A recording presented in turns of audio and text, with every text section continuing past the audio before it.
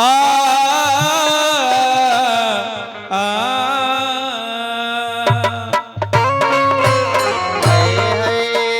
एगो बात कहनी हरुरा ध्यान ना देनी हमरा बात पर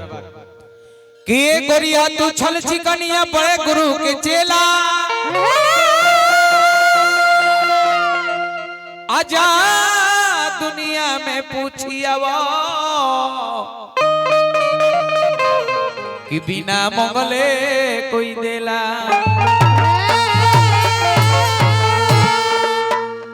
तहारा उरी को के माइक छीनी हमें लास्ट में मांग ही के पड़ी कोनो चीज से अगर इनके से अगर प्रेम मोहब्बत हो गई लास्ट में इशारा करो ही के पड़ी गुरु के भजनो खा दिया चाहे कहते नहीं कि कोनो खर्चा नहीं किसी चर्चे हो अच्छा गुरु के भजन कल बिहान गानी विदाई 1 रुपया कोनो जना के मन देव तो कलाकार लोग आ कल चल जे जरूर पान सही के जइए जब सत्संग में नहीं तो एक और बात कहने कि कबीरा खड़ा बाजार में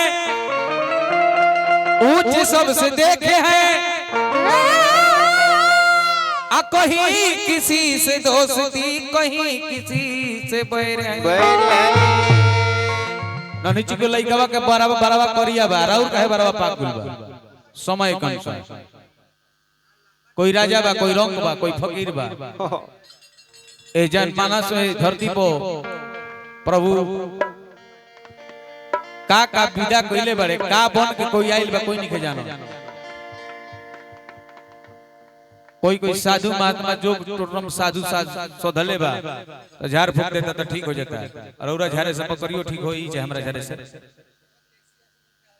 क्या हाल होइल बा लेकिन एगो भजन लागल हो ध्यान दे तो सब कोई वही जोग नहीं खे सब कोई वही जोग नहीं खे बैठे के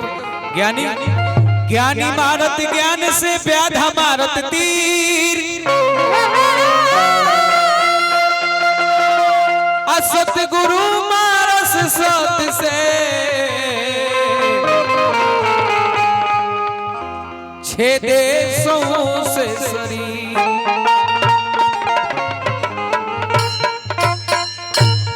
तो कहे का मतलब बैंक के गधा के कांच की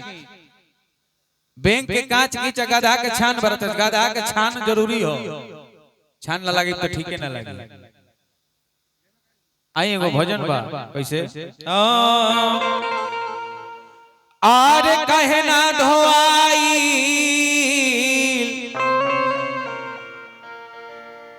गोरी तो रोगिया कहे ना धोआई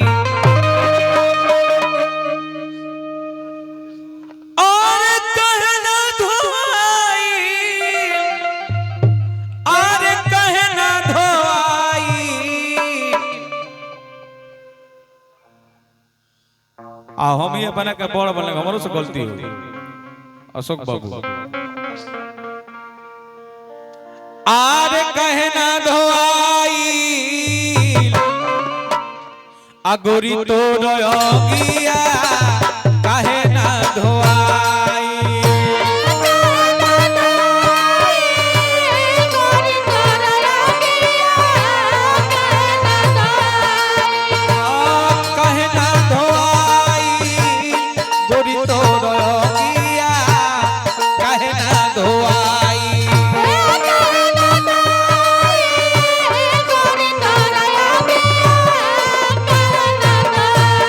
Oh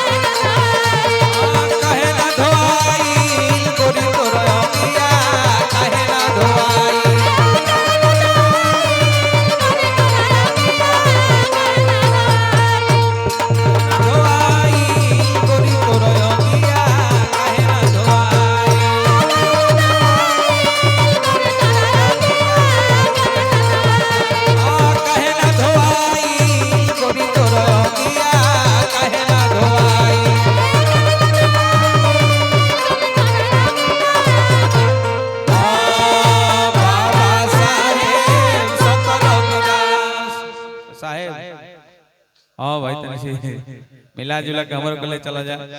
हम कोनो बड़का ब्यास ना है अशोक भाई, लेकिन कहेगा बा हाँ जी। अरे बला पान के मैली अंगिया भी खम दाग लग जाई, बाबा भी खम दाग लग जाई। ध्यान रखो अपन गीत गौनई बनावे के चक्कर में लोग भोर के चीज संझाई गाता, 12 बजे के चीज 13 बजे गा देता, लेकिन ध्यान दे काटब जा ये चीज के काटब, अगर हम गलती गाओ तो काटब, हमरा ज्ञान किसे हो ढेरे में कलकार लोग जुटल बड़े काटे के होई कि नहीं, ये गलत चीज है, तब ना हमरा सीख होई ज्ञान मिली। अरे बला पान के मैली अंगिया भी खम दाग लग जाई, बाबा भी खम दाग लग जाई। तकाई पे हेरी पिया घर जाई, काई पे हेरी हम पिया घर जाई। अरे हम देखाई गोरी तोर अंगिया काहे ना धोआई, काहे ना धोआई गोरी तोर अंगिया काहे ना धोआई।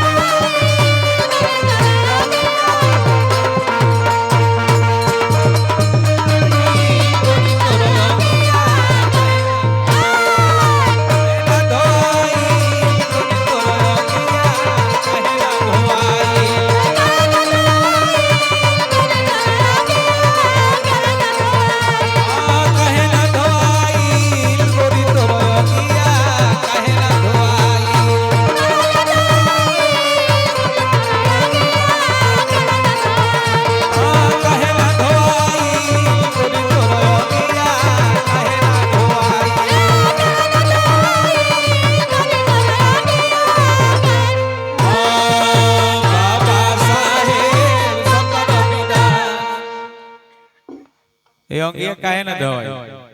काहे तन के बगल में लौका भंटा बा तोड़ ली, पलानवा के घर उठाता हैं मच्छर चढ़ा ली। ए महाराज अगर ई कतनो खूबसूरत नचनिया हो सक हो खस आ बहुत बढ़िया डांस करत हो खस, हां जी अगर तनिको अगर हंसत मौत हो खस कलकार के देख के तो नाचल बेकार बा काजी। मेहरानू कतनो अगर गोर होके बढ़िया होके आ कुछ ना अगर घरे गोइला के बाद में हंस के अगर मुस्का के कह देवे कि काजी हो कमा हो गइलो ली पानी पी ले, ए तोरा जवानी में बढ़िया रह, लेकिन कहेगा बा अरे बन के पाट सूरत के साबुन दिल अब दरिया बहाई, बाबा दिल अब दरिया बहाई। अशोक बाबू अरे बन के पाट सूरत के साबुन दिल अब दरिया बहाई, बाबा दिल दरिया बहाई।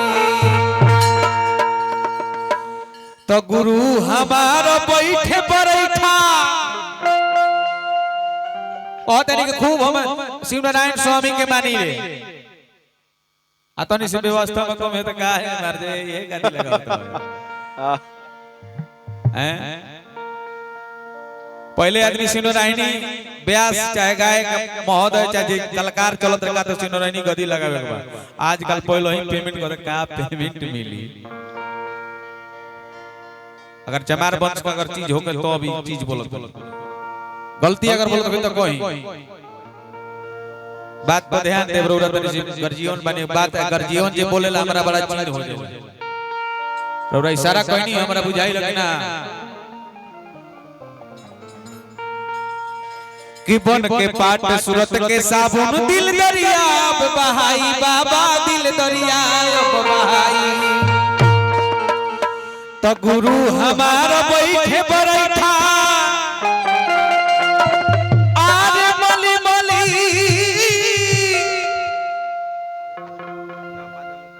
आरे दगिया छोड़ाई गोरी तो रंगिया काहे ना धोआई। हम कह देने का नचनिया का नाचो इनका से चिंदी बात ना जाई से के जाने ब्याह जी लोग लाई लोग के जाने हम तारा के छुबे ना कर हम बैठले बैठले कहू नहीं गई हमरा डिगी पोजीशन नहीं के हिलावे के हमरा हीरो थोड़े बने के ना जेकरा हीरो बने के बने तो गुरु हमारा बैठे बरैठा आरे मली मली आरे दगिया छोड़ाई गोरी तो रंगिया काहे ना धोआ